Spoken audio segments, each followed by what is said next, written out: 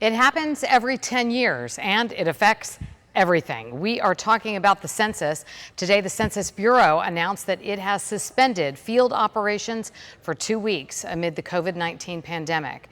We want to make it clear that you can still respond to the census online, by phone, or by mail. And it's important to do so because the U.S. Census determines how much federal money a state gets, what federal dollars end up in our cities, our schools, and how many congressmen and women represent us in D.C.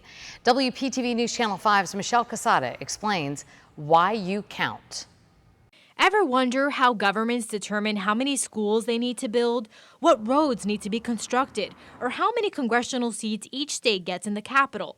It all comes from the U.S. Census. The census is required by the U.S. Constitution to be done every 10 years.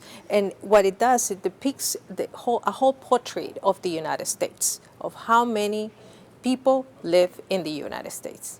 10 years ago, Florida had the third worst undercount in the country, losing $20 billion in federal funds, money that didn't go to your local community. The more people we have, the more dollars to which we are entitled.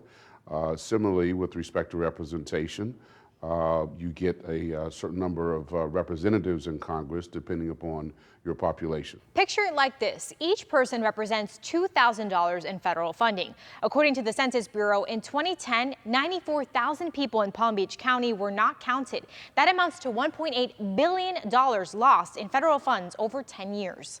And most people don't know how important they are to the programs that help communities succeed.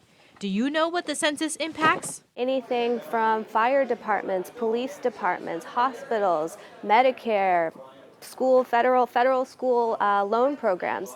The census affects everyone and everything. Michelle Casada, WPTV News Channel 5.